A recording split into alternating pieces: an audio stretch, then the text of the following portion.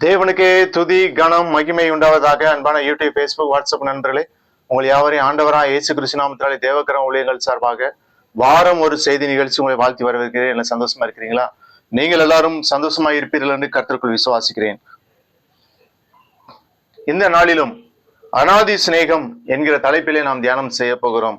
Everlasting love, அதற்கு ஆதாரமாக எடுத்துக்கொண்ட வசனம் எரேமியா 31:3 பூர்வ காலம் முதல் கர்த்தர் எனக்கு தரிசனமானார் என்பாய். ஆம், அநாதி சிநேகத்தால் உன்னை சிநேகித்தேன், ஆதலால் காருண்யத்தினால் உன்னை இழுத்துக் கொள்ளுகிறேன். அநாதி சிநேகத்தால் உன்னை சிநேகித்தேன். அநாதி தேவன் என்றால் எவர்லாஸ்டிங் காட் என்று அர்த்தம்.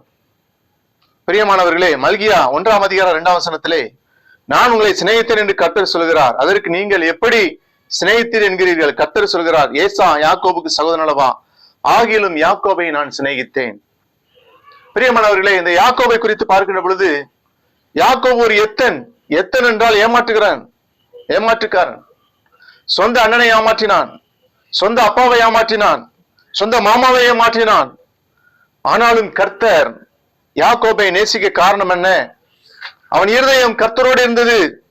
இருதயத்தை ஆண்டவருக்கு கொடுத்திருந்தான்.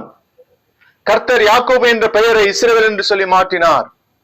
ஏசாயா 43:1-4 பார்க்கிற பொழுது, இப்போதும் யாக்கோபு என்னை சிருஷ்டித்தவரும் இஸ்ரவேலை உன்னை உருவாக்கினவருமாய் கர்த்தர் சொல்கிறதாவது, பயப்படாத, உன்னை மீட்டுக் கொண்டே உன்னை பெயர் சொல்லி அழைத்த நீ என்னுடையவன்.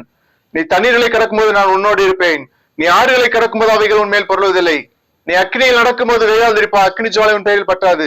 நான் இஸ்ரவேலின் பரிசுத்தரும் உன் ரட்சகருமாய் இருக்கிற உன் தேவனாய் கர்த்தர் உன்னை மீட்கும் பொருளாக எகிப்தையும் உனக்கு ஈடாக எத்தியோப்பியாவையும் சேபாவை கொடுத்தேன்.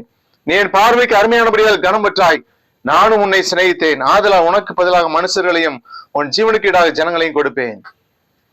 நீ என் பார்வைக்கு அருமையானபடியால் கனம் பெற்றாய், நானும் உன்னை சிநேகித்தேன் என்று சொல்லி ஆண்டவர் சொல்கிறார். ஆண்டவர் நம்மை சிநேகிக்க வேண்டும் என்றால் அவர் பார்வைக்கு அருமையானதை நாம் செய்ய வேண்டும். அவர் பார்வைக்கு அருமையானதை செய்ய வேண்டும். தாவீது சொல்கிறார், சங்கீதம் 8 என் தேவனே, உமக்கு பிரியமானதை செய்ய விரும்புகிறேன், உமக்கு பிரியமானதை செய்ய விரும்புகிறேன்.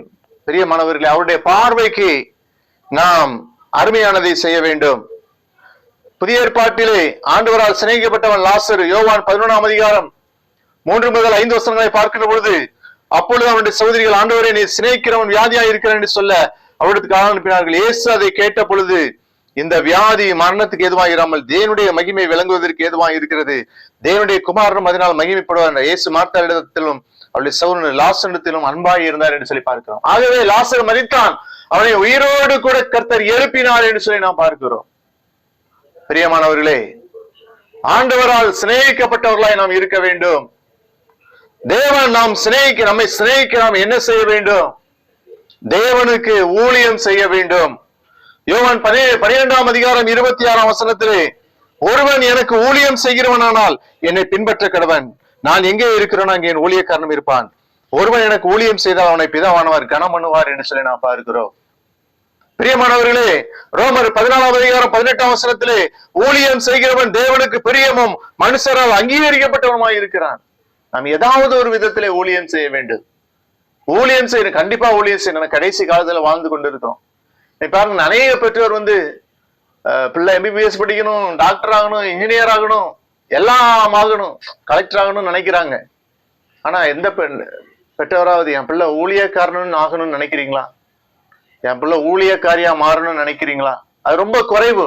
இன்னைக்கு டாக்டர் படிக்கிறதுக்கு எவ்வளவோ கோச்சிங் கிளாஸ் அனுப்புறோம், நீட் தேர்வு எழுதுறதுக்கு பயிற்சிக்கு அனுப்புறோம், எத்தனையோ கோச்சிங் சென்டருக்கு அனுப்புறோம். அது மாத்திரமல்ல, எம்பிபிஎஸ் இன்ஜினியரிங் படிக்கிறதுக்கு எத்தனையோ கோச்சிங் சென்டருக்கு அனுப்புறோம். அது மாத்திரமல்ல, கலெக்டர் படிக்கணும்னா எத்தனையோ கோச்சிங் சென்டருக்கு அனுப்புறோம். பிள்ளைகளை ஊக்குவிக்கிறோம், எவ்வளவோ செய்கிறோம். ஆனா ஊழியம் செய்கிறதுக்கு உங்களுடைய பிள்ளைகளை ஊக்குவிக்கிறீங்களா? அதற்கு ஊக்குவிப்பதற்கு ஆள் இல்லை. ஊழியம் செய்கிறவர்களை என்கரேஜ் பண்றதுக்கு ஆள் இல்லை. பிரியமானவர்களே, கண்டிப்பாக ஊழியம் செய்ய வேண்டும். மல்கியா 3:18 தேவனுக்கு ஊழியம் செய்கிறவனுக்கும் அவருக்கு ஊழியம் செய்யாதவனுக்கு இருக்கிற வித்தியாசத்தை திரும்பவும் காண்பீர்கள்.